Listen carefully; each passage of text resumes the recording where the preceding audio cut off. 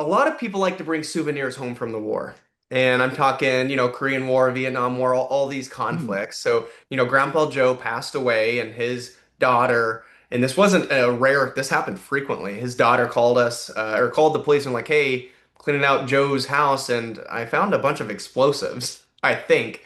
So we show up because they were military ordnance. So the police called us, and a piece of military equipment or explosives always belongs to the military, and we're responsible financially and procedurally for getting rid of them. We can't leave that on our civilian police force and bomb squads.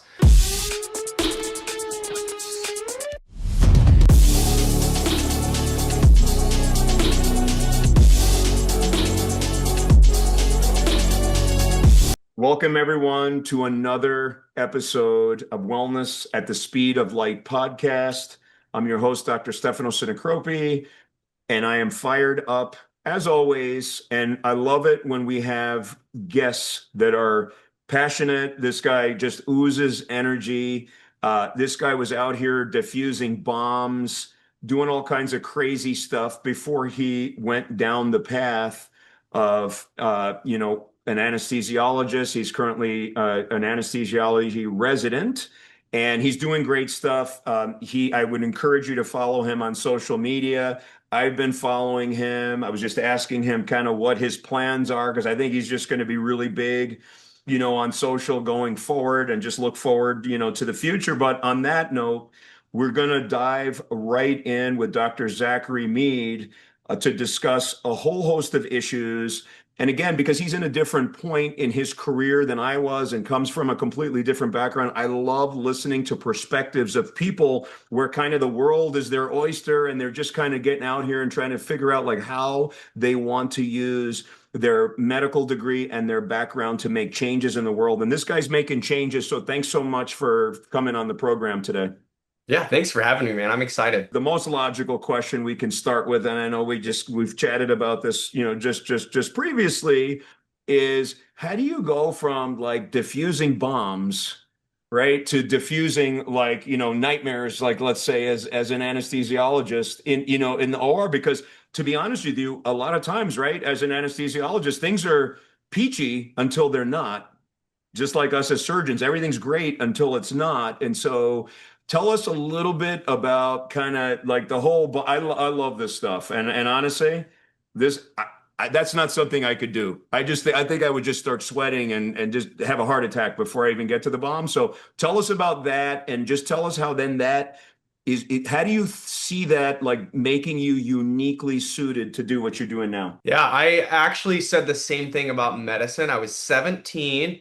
I walked into the recruiter's office and I got the list of jobs and I kind of narrowed it down between bomb squad tech and medic. And I'm like, I can't do medic. I can't deal with the blood. That's Oh no my way, no God. way. Like, in the bomb squad, if you mess up, suddenly it's not your problem anymore and you don't care because you don't exist. But uh, I did view medicine as if I messed up, someone else was hurt and Mm. I'd have to live with that. And I didn't know if I could. Obviously, spoiler alert, throughout my time in the military, I ended up falling in love with the idea of helping people and heal them and their wounds and ended up going to, medicine. But it was serendipity, to sum it up in one word. Just in a nutshell, what is it like? What kind of person would want to go and defuse bombs, right? Because there's a lot of other things to do in the military other than going and doing something where literally, if something goes wrong, you explode. Like Yeah. they find, right? They find, oh, I think this is his index finger here. Like what's going on? And by the way, thank you for your service because I don't want to step on a landmine and just thank you for your service overall. But that just seems to me like it's just that's not what you want if you're going to go. And if so for people that are not just aware of these things, just think of like something where like everybody knows about it, like the Boston Marathon bombing, Yeah. right? And and that is kind of a similar. So people know that. I mean, people are missing their legs, they're dead. There's all kinds of stuff. This happens to our guys all the time, right? This happens. So what kind of person, like what was in here that just said, I'm going to go there and put myself in these precarious positions? And I'm saying that like, I mean, that doesn't even like encapsulate how nuts that stuff is to me, but like just like I'll have you say, were you the same? Like, is your personality like the same as other guys and gals that were doing what you were doing? Is there something in there that makes you do that? There's a lot of jokes I could make there, but In many ways, we had similarities for sure. And in a lot of other ways, I was much different from my peers. When I joined the military, because I had seen so much struggle with my family. I didn't drink alcohol and I didn't do these things. And so there was a little bit of like ostracization that occurred because I wasn't part of that let's go out and drink kind of Okay. club, right? That's where I stood out. But our core values and what we all wanted was very similar. We were all kind of type A personalities. But I actually didn't want to do the bomb squad at first either. I tried to be a chaplain's assistant. I was like, I'm gonna go, yeah, like Wow. That's a serve little God and be a different. chaplain's assistant. And it's so weird because that's kind of like an easy job to get in the military. It doesn't take a high score, all these things, but it wasn't available. They were just like, sorry, like it's really weird, but we just can't get you this job. So I'm Hmm. like, how can I save lives spiritually? How can I save lives physically? And how can I do something that's not really taking lives, right? So that's where I'm like, I can do the bomb squad, right? I give people a second chance at life in a different way. And I was young and dumb enough to think that was a good idea.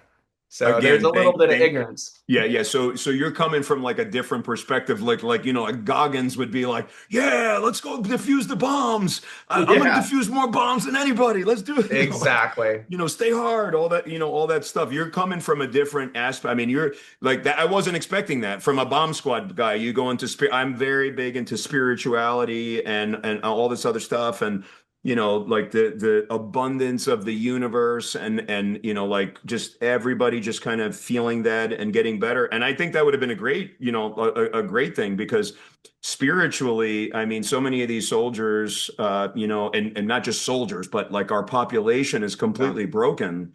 And just having that voice that people can reach out to and get some help because everyone thinks of like just, health as like more, physical and things like that. But mental health, spiritual health is massive. And right now, we need you to do both, like defuse the bombs and the whole spiritual health thing because people, they don't want to explode, but they also are exploding, so to speak, from a spiritual mental health standpoint.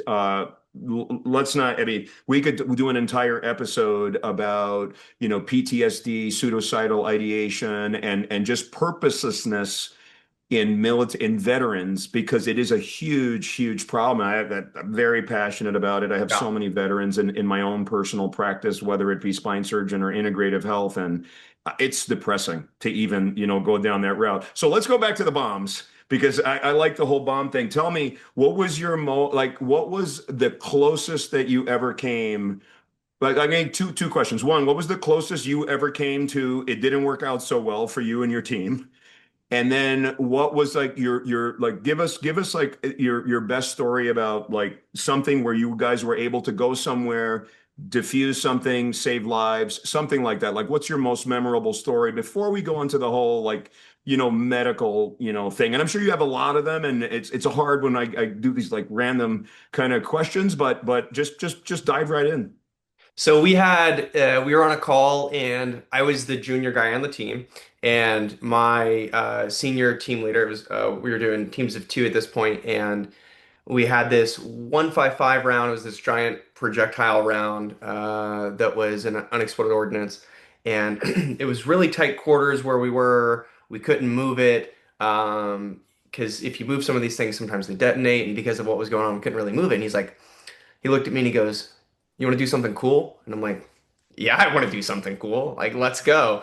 And so it was kind of there was a little berm, probably 50 feet away from this device, and we placed some C4 on it. And what we do if we can't move a device, we try and do some protective equipment and stuff to minimize damage, and then we blow it up in place. It's called a BIP, blow in place. So we put some C4 on it, and then we just go like 50 feet over the berm. And he's like, "We're just gonna shelter here and blow it up." And I'm like, "Okay, let's go." And then we pull the detonator, we detonate the C4, the giant 155 round goes off, and you hear the reverberation, whoosh, and then we're like, "Oh, this is awesome!" And then suddenly you hear whoosh, whoosh, whoosh. The shrapnel just starts falling, and we're like, "Oh yeah, this was a bad idea." And then we just tuck our heads down, and we're just hearing like things whizzing by our head, and we're like, "Oh, why did we do this?" But it was a great time. That was fun. That It's was a good. great, that's a great, I love your idea of a great Here's my time. resume. I got all 5 digits still. All right. That helps. There was another time stateside. We were in, got a call. A lot of people like to bring souvenirs home from the war. And I'm talking, Korean War, Vietnam War, all these conflicts. So, Grandpa Joe passed away and his daughter, and this wasn't a rare, this happened frequently. His daughter called us, or called the police and like, hey, cleaning out Joe's house, and I found a bunch of explosives, I think. So we show up because they were military ordnance. So the police called us, and a piece of military equipment or explosives always belongs to the military, and we're responsible financially and procedurally for getting rid of them. We can't leave that on our civilian police force and bomb squads. That's one of our expertise. So, we go down to like this busy suburban street and go into this house, and there's a bunch of old degrading explosives. And so we have to like cordon off the area, evacuate the houses, and then we have to try to render safe these grenades and stuff. And we transfer them. There's this giant, it's called a TCV, a total containment vessel. So it's just like imagine a steel cage, just thick, right? And it's just got a chamber on the inside. And so we place the devices in there and we transport it away. And that was pretty cool. Everything went really smooth. And honestly, had she not noticed those things and had she like knocked off a grenade or something, who knows what could have happened. But I just love what you said before about, it was a great time. Like that the other thing with things are whizzing by. It doesn't sound like a great time, but if in you had to be retrospect, there. you had to, oh, that's what it, you had to be there. All right. Well, if you ever want to take me out on the field, we can do it, but let's just make sure they're fake, right? So we're just Yeah. learning, like how to do it. We'll do a few That'd simulations. be a fun time if it's just like fake stuff. I agree. It would definitely be fun. So, all right, let's transition a little bit. So you do all that. You decide, obviously you decide you want to go down the path of being a doc. Do you have other, is this like a family thing? Has other people in your family gone down this route, or you're kind of like No. me where you just did it? Yeah, my Yeah. dad dropped out of school in the sixth grade. My mom dropped out in high school. So yeah, I was a first generation high school graduate, first generation college grad, and probably in my extended family, I think I'm the only person who's pursued a doctorate degree, at least an MD. So Yeah, I'm very similar. I have, a couple people that have done it, but certainly it's just interesting when you don't have that as your background. And yeah. obviously you show up in med school and all these people like they're like, oh, I'm seventh generation, seventh generation. That's Well, crazy. the you don't realize how much of a benefit they have until you're there and you're learning these new words like Yes. hypokalemia, and they're like, of course he has hypokalemia, blah blah blah blah blah, and you're like Google searching what is hypokalemia, and they grew up talking about that at the dinner table. 100%. It's just part of I had no idea. I just always knew like for me, I just knew I wanted to help people, and do stuff. And so like for this next chapter of my life, I'm just really excited about like speaking to people like and just really trying to distill down like what are we doing here? Like why are we doing this? Because as you know, like my whole thing is, I love physicians, I love stuff. I'm really trying to just kind of help and understand, but I'm very critical of our current medical system right now because I just feel like, people are just not well. You're doing anesthesia, so you see people that come in, you see these lists of medications after medication. These are not 85-year-olds. I mean, they're 37, and I'm like, you're on 16 drugs. Like, Yeah. what are we doing like in our thing? But all right, that being said, so you're in training, you're doing this stuff, anesthesias. Do you still feel like do you get like when things go wrong? And they do, right? Things go wrong. And that's really what training is about, like really learning what to do when stuff goes wrong. Again, the other stuff becomes fairly, once you're in practice, it becomes fairly easy. I don't want to say easy, nothing's easy. But a lot easier than the other stuff. So does all that stuff, all that like the fact that you were able to control your heart rate with the bomb stuff and all those other stuff, does that help you? Do you feel like tremendously calm in situations where things go wrong, or do you get as uptight and anxious as like kind of a regular, Joe would, despite the fact there's just like, is it the same? Is it different? Like what lessons, did you take from that and then translate it over to being able to deal with these like terrible situations which come up? Yeah, I think undoubtedly all even my upbringing throughout my military training and everything, yeah, it helped me remain calm. But when you're doing something, when you are messing with your first explosive device, yeah, you're nervous actually. but when you're messing with your 100th, you're less nervous. And that's the same thing in medicine. When you're running your first code, it was still nerve-wracking because it was still new to you, even though you'd done other things. This is different. But when you run your 100th code, it gets better. And in my mind too now, and I think what the military helped me do is everything slows down. And I think that I'm moving really slow and calmly and stuff. But I have gotten some feedback sometimes when people are like, wow, man, you were like go, go, go, and you were like this. I'm like, really? I thought I was moving really slow. You know what I mean? What I would say, it's probably because when you are like have that experience and you know how it is, like I'm sure when you were doing the diffusing the bomb stuff, like almost all of a sudden, like time stops, like in the movies, like everything stopped. We could see every shard of glass coming. That's really what happened. Like that's how I feel when I get into flow state. Like sometimes, Yeah. and I'll get even into more flow state when things go wrong because others all of a sudden, like like you have to slow down time to like nothing. It's like Yeah. every single little thing, and you're trying to make decisions and whatever. So that makes perfect sense to me. It's like you probably think like you're not moving that fast, but for other people, it's just like like when the Flash runs around, right? Yeah. We can hardly see him, but he's going like, he's just doing this like real Yeah. slow. So that you're feeling that way, and and that's incredible.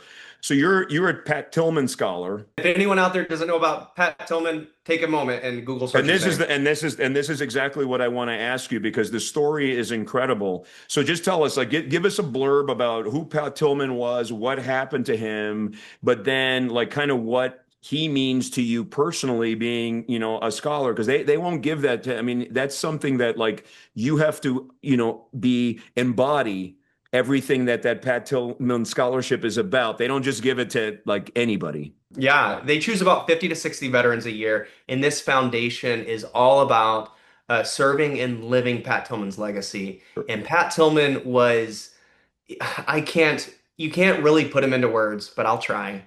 He was a humble man who excelled at everything he did, became an NFL football player. When he saw 9/11 happened, in hearing all the talks and speaking with his wife and his friends and family members, because we get to meet a lot of those people in the foundation, it to me seemed like he felt that he wasn't doing enough in the NFL. He felt like there was a bigger purpose to serve, and so he gave up his NFL contract and joined to be an Army Ranger. And this is where the story turns a little dark. He was deployed and unfortunately passed away in combat. And the real big thing here is that it was first reported that he died by enemy fire. He died valiantly, etc. But unfortunately, there was a big cover up, and it ended up being fratricide. And so there was this big issue there. But, either way, this was a man who pursued higher education. Even when he was in the NFL, he was pursuing his master's degree. He was humble. He was still driving around, in Arizona when he was living there. I think it was a Honda Civic with roll down windows and stuff, even though I'm sure he had the money to buy a nicer car. That was just who he was. And always giving back to his community, to others, and serving a bigger purpose. And that's Pat Tillman. No, I could tell. Yeah, it's just I mean, I do encourage people. I mean, it's such a heartbreaking story what happened to him. Controversial or not, you're out there fighting for your country. So whether it's through enemy fire or friendly fire, yes, I get it. That's a cover, but that has nothing to do with the Yeah. life the man led. And honestly, the movement that was started and now having like people like under that umbrella is amazing. And I think organizations like that, I mean, they really kind of they excite me because they're really trying to capture how people really should lead their lives. And I think we just kind of get away from that. It's like every day you have to just people ask me, oh, what do you have to do? I was like, every single day, I just ask myself, is what I'm doing today something that is, meeting my mission, my purpose, my values, and it has some point, like why, like, answering the why. And obviously, if from a Pat Tillman standpoint, the why is clear, just, passionate, loving country, living your life, not being caught up in all these other things. So that's amazing. And so just transitioning just a little bit, because obviously we could talk about stuff like Yeah. that forever. I love causes like that, and again, please go out and look at that before we get into your like medical content stuff, because I think that's amazing. I wish that when I was a resident, I had already been doing stuff like, I mean, I've been practiced for a long time. This stuff didn't even exist. So like there was no TikTok or Instagram, and there was nothing to do. I was just talking to myself, but I've always liked to just talk and just try to, get these things out. But engineering, a lot of the stuff that you end up talking about, you have this engineering background, so you look at things, a little bit different. How does your engine like, and people come from all over the place. There's people, as you know, that you went to med school that were like English majors or this or that. People are just interested in different stuff. But coming from kind of that engineering background, how do you think it helps you to be a better doctor and to do that stuff? And Sanka would ask the same question with some. I would say, how does, from an English major, how does Hamlet help you to be a better doctor? And I'm sure they come up with a beautiful, elaborate answer because it's just personal for you. So, how does the engineering thing, play in? Because a lot of engineers do get attracted to medicine because a lot of what's wrong with us is an engineering problem. I'll I'd let you say a talk. lot of engineers, from what I've seen and heard, they end up going into surgery too. Yes. That's what I thought I was gonna do. Mhm. Maybe we can talk about that later. But engineering, I started pursuing it because I'm like, oh, I can use engineering and I can go be a bomb squad officer. You needed an engineering degree to Mm. pursue higher training. But then, while I was doing that, I fell in love with being an EMT. I was an EMT and firefighter, volunteer firefighter. I'm like, this is kind of fun. How do I do both? So I wanted to give back to those veterans that I was working with that had lost limbs and stuff through engineering. And then when I realized I wanted to do medicine too, I'm like, let's just create medical products and stuff from a pursue higher education, get my MD, and then just do it as a physician. But learning how to think about a systems-based approach Mhm. and Yes. to be systematic and to incorporate, I mean, advanced level mathematics and statistics and stuff really helps me just problem solve better. And that's the biggest thing, to think about solutions, because no matter if you're a mechanical, chemical, or electrical engineer, it's all about problem solving. And I think a little bit of like your biology major and stuff, your classic medical pathway is more rogue memorization instead of true like critical thinking. So I think that was the biggest edge that I had and gained from an engineering perspective. Yeah, and I think that that's great. And I think that having that ability, and we talk about this all the time, to like really critically think and just because engineers, the reason I love talking to people that have an engineering background is I just find, and I don't know if you agree or disagree, I just find like that people that are engineers have less biases because it's just like people are like, it's just the math. It's math, it's fractals, it's whatever, all Yeah. this fancy stuff. Like it's whatever. So you're just trying when you look at systems or you look at stuff, and a lot of engineers tend to be a little bit less like politically, kind of to because they're just like it's just what it is. It's like science is like this is why this grows like this, or this is why fluid mechanics, this is why, if you have like three different pipes, it's going faster here, and then you connect them all together. So I just like that kind of non-biased approach because I think one of the biggest problems today in medicine, and I know you agree with this, is that there's so many biases that have crept into something that it really shouldn't be like that. It's not, this isn't left or right. This isn't like, oh, I'm with this part. It has nothing to do with that. It's just, it's science, it's math, it's figuring it out, it's experimenting, it's the scientific method, it's all these other things. And now we're like all over the place with like these influencers and all. It's wild. It's wild. And Yeah. you know what happens? Patients have no idea what to do, and they're completely lost. They're blown off, and they're sick. And so, kudos to everything you're doing. Before we get into that, though, and like because I have a bunch of stuff for you, like on medicine and your thoughts and whatever. Let's go back to the surgery thing. So, why did you decide not to be? A surgeon, because obviously I'm going to be really there. If you talk about bias, I'm going to be like really, Oh really yeah. biased. I mean, listen, you guys are our partner in crime. We're not doing surgery on anybody without you. We're just not. Well, we could, but You that's a can, whole. yeah. That's a They just different movie may not like altogether. that. Yeah, we don't like that. So why not? First of all, what kind of surgery were you interested in, So and why not? I did my intern year in general surgery, and I thought I was going to be a general surgeon, probably do Oh, trauma crit care. Love that. To cut is to cure, and I love that instant satisfaction. I did. My intern year was awesome. I learned a lot. We even did a month on transplant surgery, so I spent a month And I truly learned the term resident during that month. You know, I was on call the entire month doing home call, which we won't get into that, but that's a workaround where they can just work you beyond the 80 hours and it's still legal. But amazing, amazing time. However, I had my second child during my intern year, and I came home one day, and my older son looked at me and he said, "Dad, why are you here? Why aren't you at your other home?" And that kind of broke me. That broke me. And I'm in the Navy, so it wasn't. I'll probably use some jargon. I don't have enough time, I think, to really explain the nuances here. But I was not in a categorical spot, and the Navy was going to have me do a GMO year before I could return Okay. to surgery.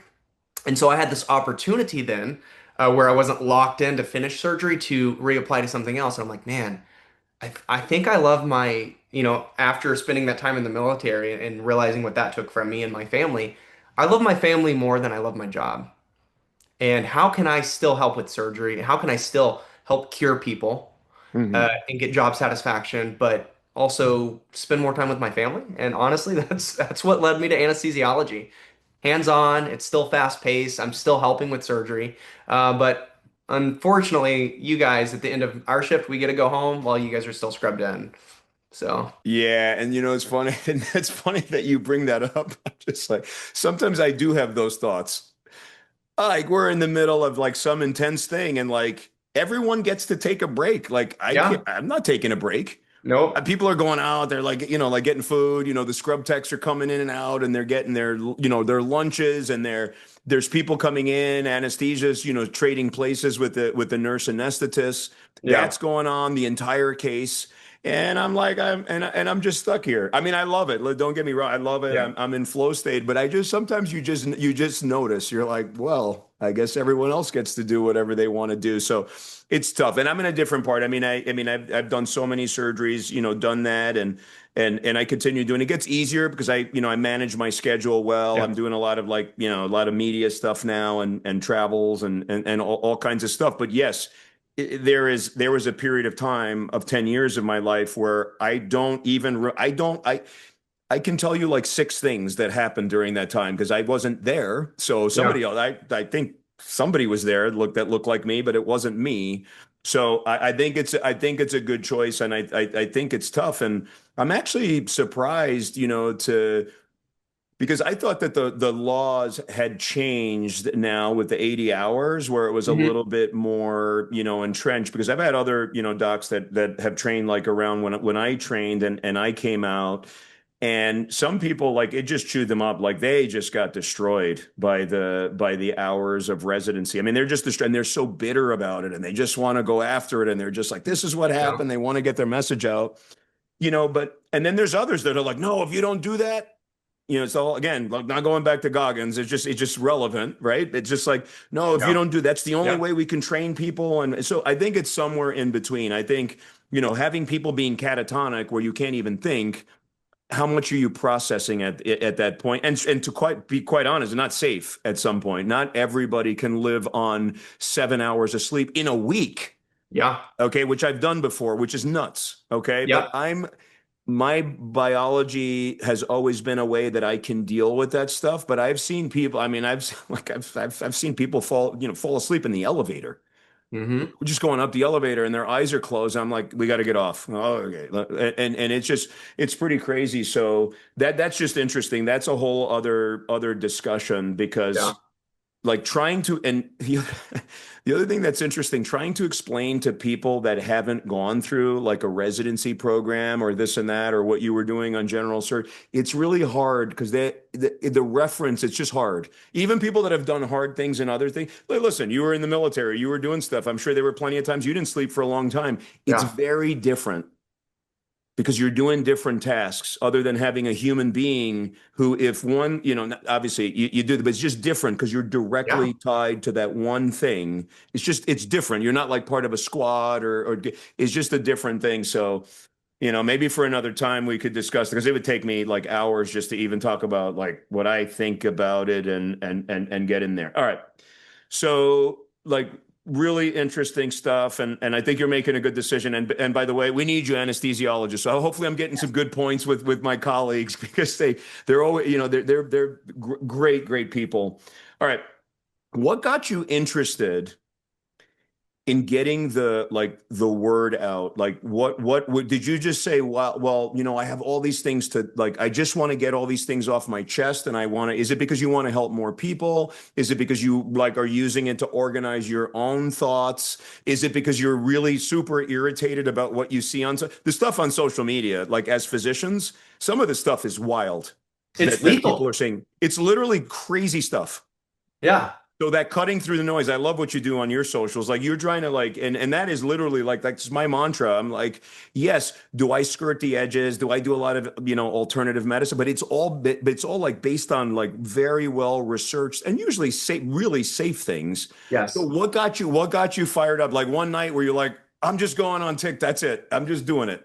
Or was I it wasn't something on you were social thinking about? media. Yeah, I wasn't on social media at all until November, December of 2024. And it was actually, if you guys remember, like when TikTok was shutting down, that's exactly when I decided, I'm like, oh, let's try this. But because Okay. TikTok was shutting down, I was like, I'll just like do all the things because I don't know what social media is going to stick around. And so I'm glad I did that. But I didn't know what I was going to do at first. My wife is like, you're kind of like naturally outgoing. You would like this. She had been posting for a long time. Why don't you give it a try? And I think I didn't do it probably for the same reason why I didn't think I could go to college out of high school. I didn't think I could be a doctor, all these things. I thought I'd fail at it. No one wants to be bad at something and fail, but because my wife encouraged me, she encouraged me to be a doctor, Wow. whatever. She's amazing. She encouraged me to do social media. She's like, do this. Talk about what you do for a living. People will like that. I'm like, okay, why not? Did not know what to do or how to do it at first. Still don't. But I did find once I started consuming social media, literally lethal advice out there. People saying if you get cancer, you can cure it as long as you go into ketosis and as long as you do this. Like they're taking a little bit of truth, right? There's a little bit of science. There's a little bit of anti-tumor effects here and there. Ivermectin has some lab data about a little bit of anti-tumor effects, right? And then they take that little bit of truth and they manipulate it and they run with it and they say forego all chemotherapy and only use ivermectin. And now I'm literally seeing people die because of that advice. And to put it in a sentence, that pisses me off. Yep. And that's why I'm producing a lot Amen. of the content I'm doing to honestly save lives, to spread the word. And then I'm doing humor too. Humor's fun. I would do some humor if I was funny, but my kids are like, "Don't do humor. You're not funny.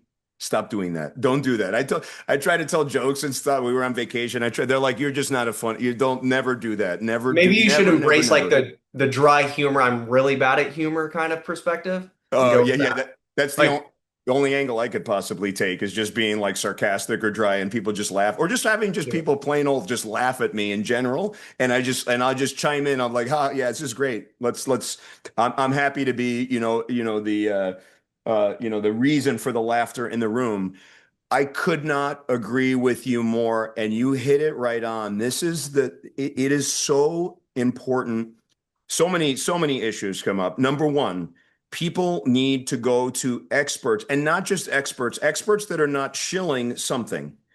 And that's the key. And that I literally like now that people kind of know me a little bit more, I'm just getting like people reach out. They know I'm doing also integrative health, so they're like, "Hey, do you want to sponsor this product or that product?" My answer is no to I mean, really, literally, because the reason for that is because I don't want to even look like the things that I'm talking about are biased. So that's one thing. So even experts, but anyway, that wasn't the point. The point is we really need true experts, people that understand the human body inside and out and really understand. I'll give you an example. I work with all these surgical reps, right? mhm. All the time. And I love these guys. Some of them are the smartest people I've met, right? And they wanted to go to med school, or some of them actually started going to med school, and they're like, I'm actually going to go do something that makes money and Yeah, doesn't like consume my entire life, right? because they're smart. Because they're smart. That's because they don't want to torture themselves like, Yeah. like our folks. But anyway, it's interesting because their perception, and again, guys, I'm gals, I love you guys. You guys are great. Like I said, I gave you the whole kudos, but I've been involved in some really difficult surgeries where things are hitting the fan. Obviously, anesthesia is involved. People are becoming hypotensive. They're going into DIC. Really difficult cases, right? We're trying to take out like a tumor out of L3. Everything's bleeding. All this stuff's going on, and everyone's scrambling. And then I'll have conversations with now. So my like they are not going to understand the physiology of everything that we just that's not what you've done. You didn't dedicate like literally like half of your like functional life doing that, but yet they're very confident about what they just saw. Oh, you did this and that. Or I had one case that I remember. It was just a case. The case went, I did it, I was doing it with a partner, very, very difficult, like scoliosis case on an older lady. The thing went like, we didn't even know she's going to make it through the surgery. Everything went well. She ended up doing like Wow. phenomenal, like one of the best patients we've ever had. But after the case, like the rep literally said to me, he's like, "Oh, I think that went really well." And I'm like, I'm not even talking to you right now. And the reason I say that is only because I'm trying to like correlate it with people out here that are so deeply telling you to take this supplement or that supplement or ivermectin. And in no way am I against ivermectin. And there is some data out there that is Yeah. supportive of it around the margins. And if you want to do that, but please, for the love of God and all that is holy or whatever you believe in, consult real experts, get Yes. like who really understand what is going on and give you opinions and help you to really make the right choices, not just because an influencer is telling you to do that. And I see it all the time too. And again, yes, do I talk about some of these things in a positive way? But it's not for a substitute. It's for maybe adjunct to it or something like that. Like I'm very big into light therapy. I think light therapy is amazing. I actually did a TED talk at Harvard on light therapies and stuff like that. But if somebody has a serious, I'm like, just get in the red light bed. You'll be fine. Oh Well, yeah, that stop taking your medicines. You're good. You're good. Just do photobiomodulation. You don't need anything else. That's great. so there was this chiropractor who posted this video of red light therapy has some benefits. But this child came and he said, this child has a really high fever. So what we're going to do to cure the fever is we're going to put her under a red light and that's it. And I'm like, whoa, you're saying really high fever. For one, really high fever should be evaluated probably by a Yeah, really physician high fever, very bad. Really right? high fever, Yeah. very bad. Anyway. Yeah, there's benefits of red light, sure, but no, this isn't the first line treatment for a fever. Please, let's just acknowledge that. There's a place, there's a time and a place, but it's not that time in that place. Yeah, and again, like just going back, and I'll let you take the floor. It's like there are so many people out there like that. And again, I'm not picking on Kyra. I'm not picking on like we're not picking on people. We're just trying to steer you guys in the Yeah. right direction. I'm not picking on anybody, but the critical thing is like it's people that and I know you're frustrated because I hear them talking too, or they're talking about like GI issues or this or that or all these crazy things. They don't know. They're Yeah. not trained in understanding these things. And even they might be brilliant in what they're doing. They might be the best of Yeah. the best. They might, I don't, they could have an IQ of 150. That's not what I'm saying. I'm like, but you don't know what we know. You haven't been there. You haven't like thought about this, constantly over and over. So can you talk like obviously I'll let you take the floor. Like how important is it, especially when it comes to what their bodies, and especially if they're sick. Okay. If it's just wellness, that's a different thing. But if you're sick or have a chronic disease or even worse, a high fever or something like that, how critical is it for people to really get their information from legitimate experts and also ones that are not shilling some other cause, so to speak? I think in practice with my actual patients, because we also do pain clinic, especially as residents, and I'm very interested in doing a fellowship in chronic pain. I am more holistic and integrative in my real practice than I probably am on social media, and I do that intentionally. Like Hmm. we use acupuncture and many other things that don't have a lot of strong data, but it's very low risk. But I want everyone to know that I use those things in conjunction with the standard of care, with discussion of a complex team. And I'm also going to acknowledge that people with chronic pain, autoimmune diseases, and diseases that they just don't have a diagnosis for are not getting their needs met by modern medicine, by what we have to offer them. Thank you. I know that's true, and I know we don't have all the answers. That's why there's an art to medicine. But I also think it's so important for if you fall into one of those buckets and you're a patient listening to this, that you understand that we are doing our best. We rarely do have a conflict of interest when it comes to financial stuff. Mhm. And when someone says, if you buy my $300 gut biome test, we could see what your dysbiosis is. Oh, and then also, if you have a dysbiosis, you can buy my probiotic, my wellness probiotic, and it's all right here in house, cash pay only. That's a red flag. Um, and there's just a lot of unnecessary things people are doing to get money from you. Because I agree, gut biome health is important. But what are you going to do about it if your gut biome's off? Fiber, probiotics, in rare instances, you might need an antibiotic or an antibiotic might be causing that. But Mhm. what I'm saying is there's a lot of things in medicine and in treatment wise, in consultation with an expert, you could just trial something and see if it works instead of paying $1,000 for a test that you didn't need. It's interesting that you bring that up because I've been doing this integrative health thing now for 3 years.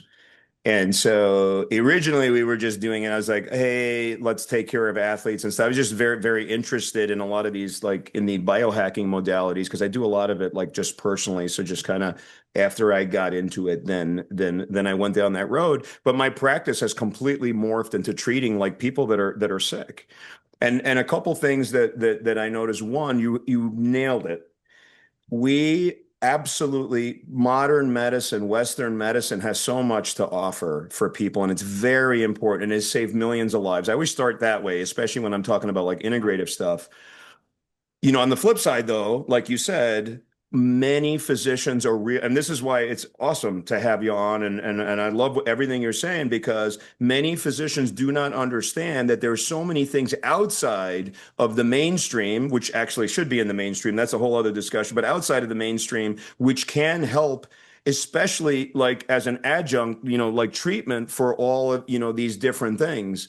So I see it both ways. It's really interesting. So the first thing is any patient that sees me, like on the integrative health side, we always have them stick with their providers and stuff like that. I'm like, I'm not a G, I'm nowhere, I'm nowhere near a GI specialist, but we do have these modalities that can help your GI specialist with your condition. Like, for example, you could do like laser therapies into the bell, and that actually will change your microbiome in a way. And again, I don't tell them any of that. I was like, you have to go with your specialist. We send them the notes with so that's like one part of it. And it's just important, I think, for more of us and your colleagues, my colleagues, obviously we're kind of different, like, generations, but we have to talk to our colleagues about being more open-minded about some of these other stuff because people want it. And you know what? If we're gonna ignore it or poo-poo all these other stuff, that's when we're gonna lose the people and they're gonna just go and Mhm. do whatever. And then they do crazy stuff. It's insane. Like now Yeah. you're treating serious disease with things that are just going to help around the margins. These aren't cures, they're helping. We're putting together a strategy for you. Now I want to tell you the flip side of it, which is insane. It's like really I want to do a post about it. I don't know exactly, how to say this. I got to be careful. By the way, on social, you got to just be careful about Yeah. everything you say because you're always going to offend somebody. Always. I want to The try to sky is blue. No, it's not. I want to offend the least amount of people as possible if I can. But this is true. This is like absolute truth. I have these people, they come to me. So I see patients in integrative health clinic once a week. I love it. I really do love it. I see like I only take on like people that like have serious stuff. Otherwise, like the rest of the team sees it. So I cannot tell you now how many times people are like upset with me because they want more. They want me to sell them supplements. They want me to like sell them stuff. I was like, no, I'm going to help to structure these biohacking protocols, whatever, and then maybe a little bit. Like for example, like in Lyme disease, I see a lot of this is so random for a spine Yeah. surgeon to be like the Lyme guy, but I see tons of Lyme, like Lyme and mold and all this stuff. And I just say there's very good data on that. There's 7 things, period, that have shown like from a like a supplement standpoint to have some anti-Borrelia properties. That's it, right? There's some stuff. And I just say, that's it. Everything outside of that, people come in with 40 supplements. I can't tell you. Some people leave and they're upset because what I'm offering them is too simple for them. Hmm. Like they're like, well, why don't you have stuff? How come you guys are not selling? Like, why aren't you doing? Because I was like, because there is not evidence for all these things. We'll add things if there's evidence, but I'm like, ma'am, why don't we save you a couple $1,000 by not doing that and then just do these other things where there's actually evidence behind it, and we'll work with your other providers to do it. So you're absolutely right. So there's like all these sides to it, and like it's complicated. It's complicated, and people don't understand because again, they're getting their information from the wrong, like people that can't do it. And I think that we as physicians, and you tell me what you think about this. Maybe you have a better analogy. But I don't know if you're familiar with the movie Blade with Wesley Snipes at Oh all. yeah. Oh, it's all right. So Blade, cool. It's one of the coolest. It's actually like really like it's very interesting. Now, Vampire, Wesley right? Snipes, that's a whole other podcast. We Yeah. could talk about him and not Yeah, that's having to pay true. tax, all that stuff. But anyway, Daywalker.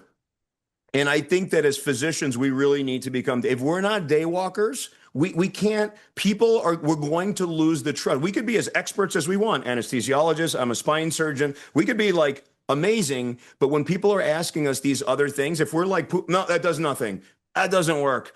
Oh, acupuncture, that's garbage. Those people are just trying to take, we cannot do that. We have to be daywalkers. And so I think that comes with somebody like you understanding both worlds and then using the art to put it together. So what do you think about my daywalker, analogy? Or do you have something that you use that maybe like is better? By the way, I'm always looking to steal people's stuff.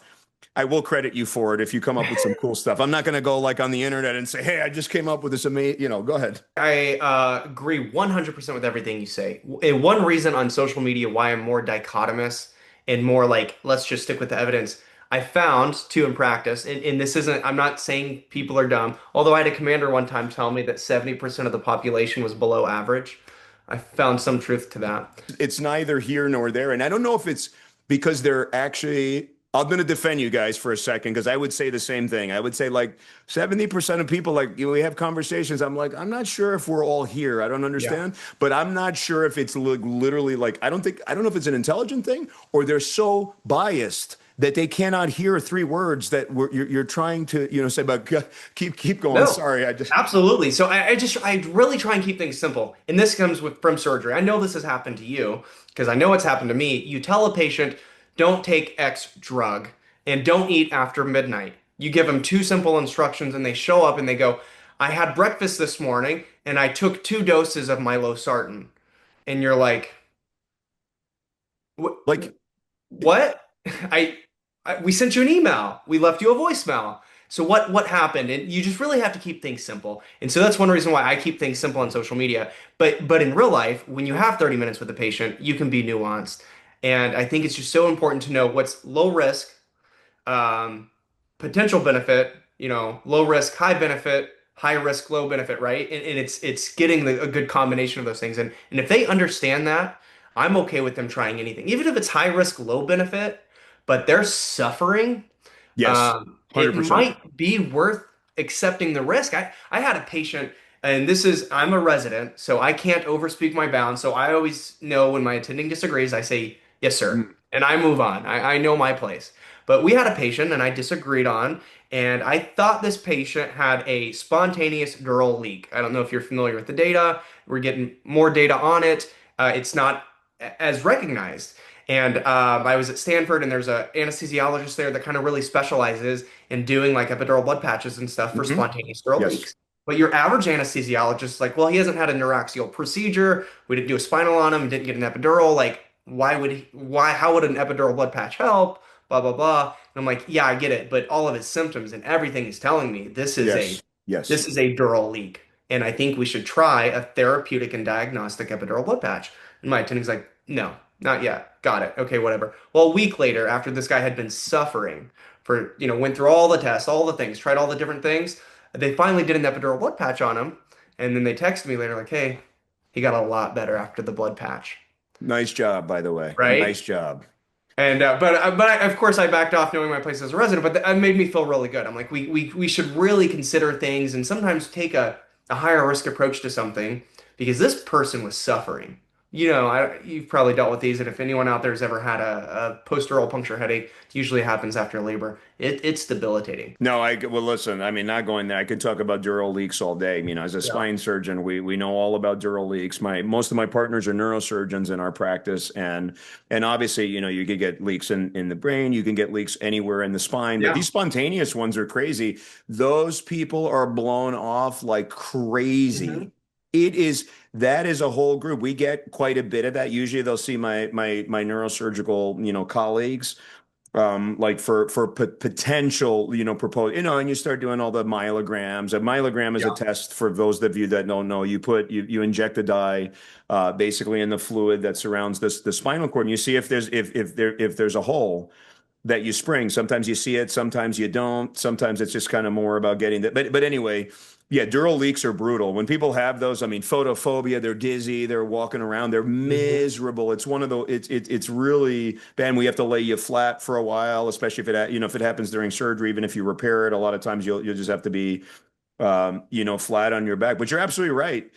So it's like from what I'm doing, now like being in practice for 20 years is I just decided, and I call it in my book, my ignorant phase, because I trained at Columbia University. I came out and I swear, I think, like I would have told you that I know nothing. I know not, I know everything. Like I'm ready. Let's go. I'm Yeah. gonna take care. I'm taking on the world. I know everything, right? Because I train with these guys, which is a lot of the way a lot of physicians think. But then I call it my ignorant phase in my book. I'm okay to call myself ignorant because I was ignorant. It's okay. Sometimes people are ignorant. Ignorant is not like it's not demeaning. It's a definition. Ignorant. You don't know. And what's even worse is when you like a lot of people don't know what they don't know. And Oh, then you get into the Dunning-Kruger effect. reverse imposter syndrome, which is about 1,000 times scarier than the imposter syndrome, because Yes. then you get Dr. Death and Preach it. company and more, like more, like him. So anyway, like what I'm trying to do, and I love everything you said about like, sometimes things are high risk or all these things. And you're thinking in a way, unfortunately, like outside of what we're taught, a lot of people are not thinking this way. So as I was coming out of my ignorant phase and I just decided, hey, I'm going to do this podcast, I'm going to be out in social, whatever, instead of just going back to the well or what I knew before, just kind of sticking like in my lane, I just said, I'm going to start talking to experts all over the world about things I may or may not believe in and just try to cut through the noise and say, is this Yep. real or is it not real? Like, so for example, I'll be honest with you, when it comes to photobiomodulation and light therapy, when I was first approached by somebody who's now a close friend, he started saying, "Oh my God, this is amazing," and I'm like, "Oh my, guys, please stop talking to me about this nonsense." And lo and behold, a year later, as I started reading and like going into it, I'm like, I'm doing podcasts with like Dr. Michael Hamlin, the leading photobiomodulation researcher ever in the world. He's in his 80s now, and then having conference calls with the guys at Harvard, Dr. Casano, and all these guys. And I'm like, wow, people are using this like in hardcore medical applications. We're talking Parkinson's disease and depression and autoimmune disorders and things with good data and good results. Now, we need more because as you know, holistic stuff, really hard to get funding for, right? If I invent a surgical product, they'll be lining up to fund the thing, right? Because VCs come in, they're like, oh my God, we can make all this money. Let's value it at this, that, and the other thing. If you say, hey, let's do a study on light therapy for like spinal pain after surgery, everyone's, oh yeah, ooh, that sounds interesting. Why don't you look at 1,000 patients and then when you have that data, we'll do a study. So it's tough. And I just feel, and the reason I bring all this stuff up about going to all these different things, I'm sure that that's the way, that's what you're doing. You're saying you're trying to go through the data. Now I skirt, like I'll like talk about things that are really on the edge and just say it's mixed. I don't know if this works or not, but this is the safety profile. So if you're willing to try it, make sure you're like thinking about like how you're trying it, who's doing it to you, and they're not going to kill you. Number one, Informed consent. let's not kill you, Yeah. right? Informed consent. That's what a large portion of my platform is. Do it as long as you're informed. No, and 100%. But again, become informed by people that are informed. Yes. And what you were saying before, which is brilliant, is that they're not informed. Like that crazy story, you talked about the person with cancer and just do this. It's like just do ivermectin. Again, listen, and there are physicians. And they're out there and they're just saying, this is what you need, like to cure your thing. Be really careful, folks out there, because my whole mantra, and which I got from a good friend, I told you I kind of steal things from everyone. Be the CEO of your own health, and it's like by being the CEO, that means you can hire and fire who you want to be on your team for you to manage your care. You don't just have to go where your friend's going or where this Mhm. influencer's telling you, or frankly, where your primary care doctor's sending you. Do the research. Know who the hell who you're dealing with, because a lot of people they're just not informed. They don't know, but yet they're 100% confident in what they're saying. They'll look you right in the eye and say, yes, this is going to save your life, or no, that does nothing. That will never work. I've never heard of it. Because of course, as physicians, if we've never heard of it, it doesn't work because we've never heard of it. I mean, that's my story about my attending. He wasn't super familiar with spontaneous dural leaks. Um, that's one of the things. Anytime I get people or DM me videos all the time, and you say cut through the noise and inform yourself. When I've never heard of something, the first question I ask is, why does this person believe this is true? Why do they believe ivermectin? Because I've never heard at one point ivermectin cured cancer. So like, let's do a literature search. So I informed myself, and I saw there is legitimate and good data about ivermectin's anti-tumor effect. Please, if you're listening to this, don't Yeah, go yeah. take consult your oncologist. But that's why. So I'm like, this is why you believe this. And I really tried to inform them. Yes, that data exists. Trials still need to go on, et cetera, right? Inform yourself as a physician if you're listening to this. Don't blow people off. Ask why do they believe that? Where is that belief coming from? I absolutely love that. And, and I talk about there's a chapter, in my upcoming book, and you have it. You embody like this chapter, seriously. It's like, like what if doctors were, energetic, spoke your language, and were humble? You have a lot of humility because you clearly, like just from this short conversation we're having, you clearly you know that you don't know a lot of things, and you clearly know what you don't know. My partner, he's a neurosurgeon, Hart Garner. He says that like 7 times a day. He's like, yeah, they don't know what they don't know, and it is dangerous, out here, and honestly, like you just embody everything. So what you're doing is you're trying to figure out why do you have these cultural beliefs? You're not like rolling your eyes at them Right. because their grandma told them that, like they, like can do like this type of bath and that's going to cure them or whatever. You're just like, well, why do you believe that? You know what? The Yeah. truth is, I always ask, well, the same thing. I'm like, well, why do you do that? And I was like, where should I look this up? Because I want to know, because maybe I just don't know. Yeah. Maybe everybody does need to take that kind of a bath. And maybe this is the next thing I'm going to prescribe. I don't know, because I have Yep. no idea. I don't know what that does, but just show me. Let's look at some scientific data. And honestly, if it's safe and people swear by it, and you just want to, like do whatever, a tomato bath or like whatever you want to do, if that actually helps, great. And then on the other, and you're just trying to understand like why they're so adamant. Like for example, like I know you don't do like let's not, we're going to keep going down the cancer thing. I know you don't do cancer, but if you say to somebody, hey, Mrs. Jones, we want to put you on this, we want to do this immunotherapy with you, or we want to do this new chemotherapy, or I'm going to send you to Mayo Clinic because they're doing this trial, and they're adamant, no way, I don't, my uncle died of being on chemo, and the chemo, Yeah. or whatever. We need to know why. We can't blow them off. We can't say things like, oh, well, if you're not going to follow my advice, I don't know why you're here, and storm off. This Yes. stuff happens all the time. It really, Does. really does. And then the last thing I'll say is the humility part of it. Like the way you phrased it, clearly you're coming from a position of total humility. For those doctors that are watching, I cannot tell you how many points you score with the patient when you are humble, and you're obviously you're going to try to give them your best advice, but you're coming from a position of I don't know everything, and no one knows everything, and I'm going to get you in the right direction, or I'm going to, by the time you see me on the next visit, I'm going to read everything that I could possibly find.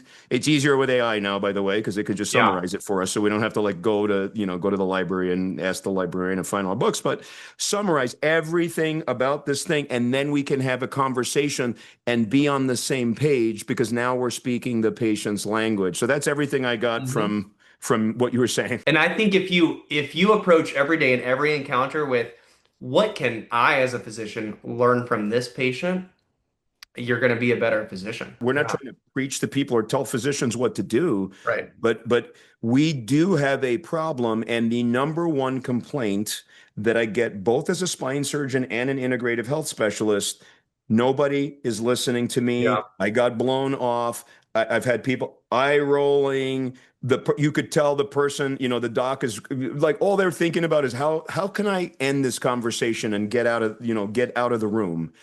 That happens. It's Yeah. literally constant, especially my integrative health. Like every story starts like it's like everybody is like this. No one understands me, and then they end up going down paths because then they might go to people that are really empathetic and really understand, but then they're just trying to sell you stuff that has no like. It's just stuff. It's just more ways to spend your money away, and you can't do anything. But I just want to, before we kind of like, wrap this thing up and whatever we I you did this this podcast before. I think it was like really interesting.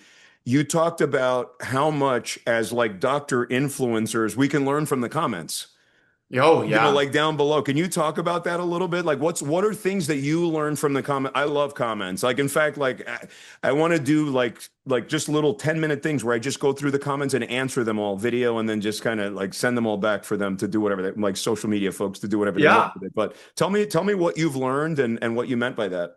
Well, just if anyone's out there trying to be a social media influencer or whatever, do med talk or whatever you call this, I think for one, engaging naturally and organically in your comments is really important. I think it's probably one reason why I grew a little bit. But two, especially in anesthesia, we see our patients in the morning, build a relationship, do surgery, drop them off, and rarely do we see them. And just one very specific example of what I learned in the comments is that they remember a lot more of being in the operating room and waking up or being in PACU than sometimes we accredit them to. And so I was learning all these stories of they did this or they said this and this happened, and it just felt so insensitive. And I'm like, wow, like I need to check myself. Like I need this is their I do this every day. They do this one time, and I need to respect that. That's what I learned. And I remember telling my attending he was making this really poor joke one time. And I'm like, sir, I don't think you should say that as we were waking the patient up. There's like a chance she could remember this. And he goes, let's test it. We'll give her a code word. And I'm like, okay, let's do it. And he's like, unicorn, unicorn, unicorn, unicorn. Ma'am, if you remember this code word, we're gonna come visit you in a little bit. You tell us what the code word is. And I'm like, whatever, sir, let's do it. She remembered the code word. Because it's funny that you bring that up. My patients ask me all the time.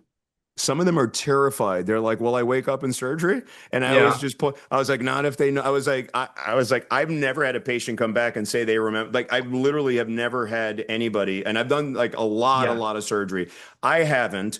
I see the stories just like everybody else. They're on 2020, I whatever. And I also see the stories of the lawsuits when they hear what Yeah. you're saying, or they bring the recording devices. So for that Yeah. attending of yours, I would suggest going and learning some of the stories about major lawsuits when you're just telling jokes or things like that. Like you got to be like beyond Yeah. sensitive and careful. I'll say that I think a big myth, I learned myths too, but I try to understand where these myths come from. And it's that deep fear of waking up in the middle of Yes. surgery because my aunt did it. And so I know it's terrifying. And so some of the questions I ask right away to determine if it's real, and they're almost never real, is what did you see? And a lot of people will say things like, oh, I saw blood and I saw the surgeon cutting and this and this. What do we do with their eyeballs? We tape them shut to protect them.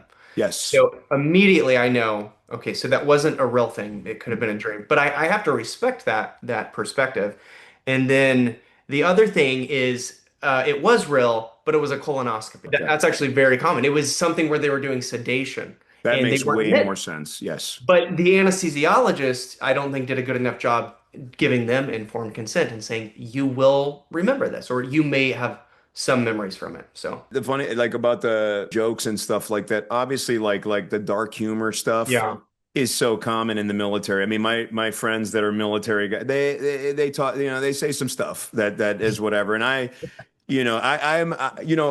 I'm not like a church boy by any like way, shape, or form. But some of the stuff they say, like I don't even like. I'm uncomfortable when I hear certain things, and I'm like, we're just like we're in a bar, and I'm like, ooh, I don't know. I hope no one's. I'm not with those. I'm not with them. I don't really know who these folks are. But that's got to be hard, like in a military setting. I mean, people are gonna say it's just different. Yeah. It's just a different, like world, out there. What's the worst thing anyone's ever said to you in a comment, if you're willing to, or if you even remember? Prison health advocacy is something that's important to me. Most of my family members have been in prison. I'm probably the only one that hasn't. My sister's in prison right now, and she's been neglected as far as her health care goes. Of And course, of course. I made a few videos, about that. Like, this is what's going on. This is, I think, where they could have done better, blah, blah, blah. And I remember I had this person comment on there, like, what do you expect? She's in prison. She's getting what she deserves. Oh, And I'm like, what? What? Who are you? Who are you? You without like, knowing a single thing about your sister, what she went through, what her life was, or whatever, or whether or not she even did. I don't know. I have no idea. I mean, yeah, I'm just learning this now. So exactly. I didn't know that, but we don't judge. We don't like, I mean, this is so emblematic about, like what is scary about being on social. And I've Mhm. certainly had horrible things said about me and stuff that doesn't even make sense. They're like, well, like people have called me like a racist. I'm like, did you turn the video on? Like, just don't look at my last name. I'm like, maybe turn the video on. And they're like, oh, my bad. Or when they don't watch the entire video and Or they just make that. a, yeah. Out of context. Oh, total, like completely out of context. Like, or they're like, oh, this or that, or they make assumptions about our lives. And it's like so many physicians have great things to say. I pick everyone's brain, right? In the doctor's lounge, right? And for those of you that are, like for the lay public, like the doctor's lounge is like where it's at. Like we're all just talking and you get all the backroom stuff and you just hear, things and people talking about patients and this and that crazy stuff, right? But it's just whatever. It's just so interesting the way that people just like frame assumptions and things, and they're out there. But so many of these docs, I asked them, "Oh my God, you're like the funniest person I've ever met," or like you just like you're in the doctor's lounge just dropping like knowledge, like just amazing. You have like you're holding court, and you've never posted ever. And they're like, Yeah. "There's no way." They don't want to open themselves up to like criticism. And I know that like you can't like again, you're going to offend people. Yeah. It's just trying to limit that at least to a small. I'll give you an example, whatever. And then people have heard me talking about this. I'm like, here we go. He's talking about the same thing again. I had this one thing. I was like mortified. I was early when I was doing social media.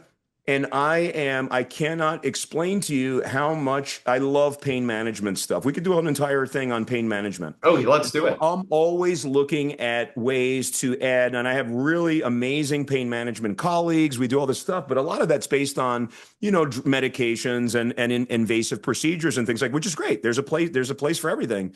And I'm just, but I'm a big advocate of non-procedural, non-medication pain management. And so I just did a post about class 4 laser therapy, which I'm a massive proponent on. I will go, there is so much evidence behind that in orthopedics and spine. It's unbelievable. The evidence behind shoulders, knees, all this stuff, tons and tons of articles. So I go on there.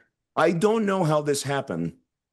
There's this big, big influencer who is an advocate for opioids and for people that are no longer access to opioids. I know who you're talking about. This lady, I'm Yeah. not going to say her name because we're not going to give her any. I'm not going to Nope. like whatever. Nope. She singled me out. She did a video about me, and she called me the non-opioid spine surgeon.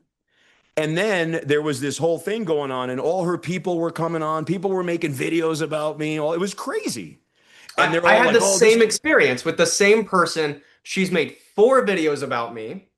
One video, she said I was going to kill my patients. And Oh my my boss God, saw I that. feel, listen, I'm honored that I have you on. Like this lady's nuts. Right? Like Totally. again, let's not say her name because otherwise this Right. podcast will turn into videos about both of us and oh my God, they're killing Right. everyone, which is insane. So everything got you imagine, I'm a spine surgeon. They started going on and on about how no one should come see me because I do all my spine surgeries with no opioids. And no truth to that. I'm sure because for one, the anesthesiologist is the one doing the Correct. intra-op pain control, right? I'm the guy. I'm like, oh my God, don't go to this guy. He's doing like scoliosis surgery with no anesthetic and no opiates. I'm like, give me a break. But the crazy thing, and I'm sure you've seen the same experience.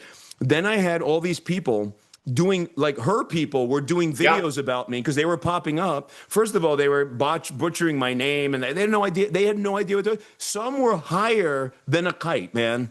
They're like, yeah, this cynic, whatever his name is, he's just killing everybody, doing all this surgery with no meds. And I'm like, and so I had to do like, I did like this 9 minute rebuttal.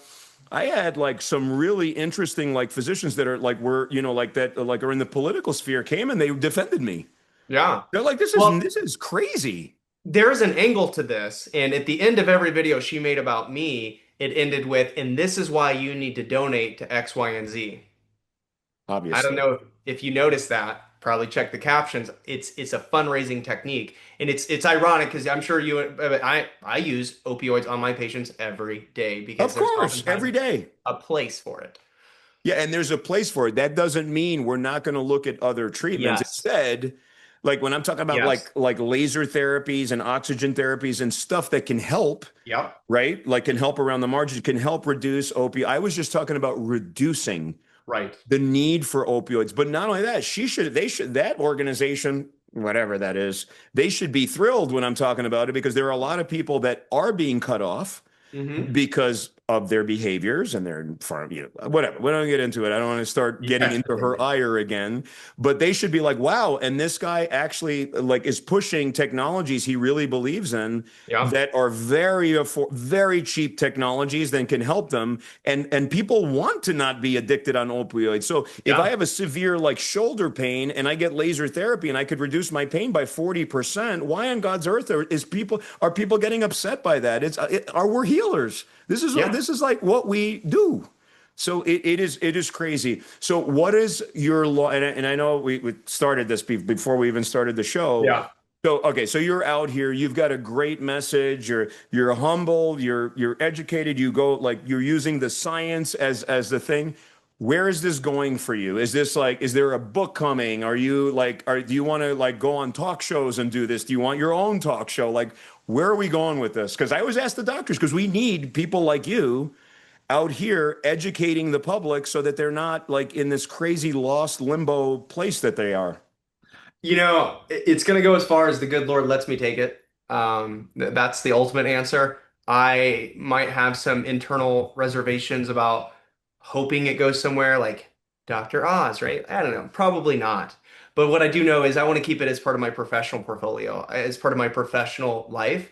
And I don't, this isn't, it's not just a hobby anymore because of the messages I've got, the impacts that I've already had on people's lives. It's just a way in anesthesia, I'm saving one life at a time. I'm helping, one resuscitation, one CPR at a time. But with social media, it's thousands of people at a time. And I'm excited to see where it goes, wherever it is. I don't know. It's going to go very, very far. Okay, before we, kind of wrap it up and everybody can figure out like where they find you, and it's been a great conversation. You're in the military, so I just have to ask you this question. I mean, this is like a PS kind of question, like all completely off topic.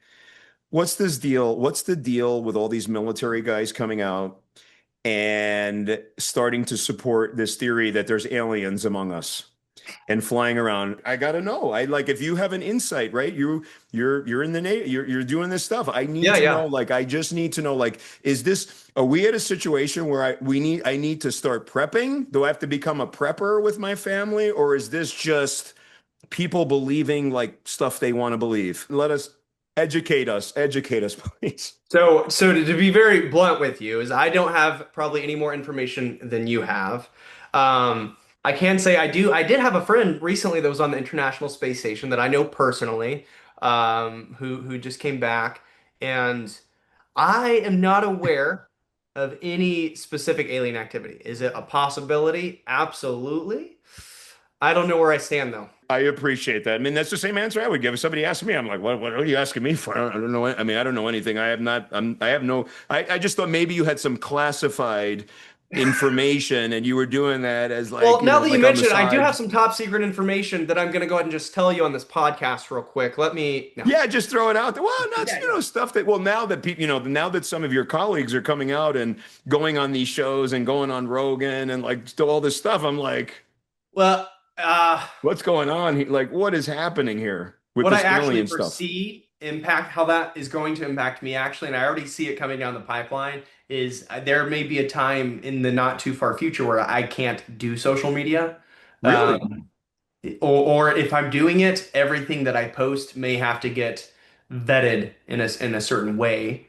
We'll see. I hope it doesn't, but there's some things that I'm seeing that there's restrictions already and such. Yeah. I don't know anything about that, but I would say I could not be more opposed to something, you know, like that. Now, I get it. If you're out here, you know, telling, you know, like in American, see, that's a, you know, that's a Right. different thing. But being able to talk freely about medicine and what's going on, and we didn't even get into military medicine. That's a whole, that's like about, you know, hours, obviously. Well, I avoid saying I'm in the military on my videos and stuff. I even put the term veteran in my subtitle instead of active duty because I just don't. I want to reduce any chances of conflict. You Yeah, know, well, there's not, I'm look, not representing the Navy. all I'm saying, well, everything I mean, you've just spoken nothing but truth. There's nothing that, I mean, everything on this episode has been truth. You know, my theory, and I don't know. Again, these people, you know, some of your like some of the people like in the Air Force and all this stuff, they're like, oh, there's these things moving at these supersonic speeds. It can't be like our, you know, our enemies, whatever. But here's my theory. If they can travel, right, the next closest potential world that can harbor life. And there's no question there's like we aliens. There's no question there's other life. There might be 10 billion other life forms. The odds are in the favor. The universe is literally infinite, right? If they can get here, I don't think that we're shooting them down with our we're not doing anything. That's just my thing. If they can get here, we are forget the movies. This isn't Independence Day. This isn't any of those other things. Kudos to I think our military, we have the greatest military, you know, like we have amazing everything about our military. We're not doing anything. We're not winning the war against the aliens. Would you at least agree with that? I don't want you to get in trouble, but we 100%. ain't winning. And I would also ask if they traveled that far, why would they not make contact and why would they abduct Joe the farmer? That's Like, exactly. they're the most intelligent being, right? That's traveled light years, and so they're just gonna. Yeah, they just want to experiment on Joe. That's exactly right. They want to experiment. They want to learn. If they travel that far, all they have to do is like think about it or whatever. However they process their neural thing, they'll know everything about us. I don't think they need to abduct us and put stuff in our eyes and all the stuff, you know, that we see in the movies. And people are Yeah. watching this. If people, hopefully they've hung out until the end, they're like, wow, wow, docs, you've I didn't think it was digressed. going this like that. Big time. Big time. So I will say that honestly, one of my biggest regrets in life, you know, we always have regrets. I know that there's one of my biggest regrets in life is going to be not having served, you know, in the military when I was younger. So, like I said, thank you for your service and everything that you're doing. You guys put your life on the line. You know, you allow us to live these lifestyles that we have. And so again, I try to be 100% apolitical. But for everybody that's watching, you're not going to knock this. I mean, honestly, we do live in an amazing country with amazing opportunities where somebody like you, where, you know, I didn't know this about you at all because about the whole, everyone, you know, so many people are in prison. But look at what you're doing.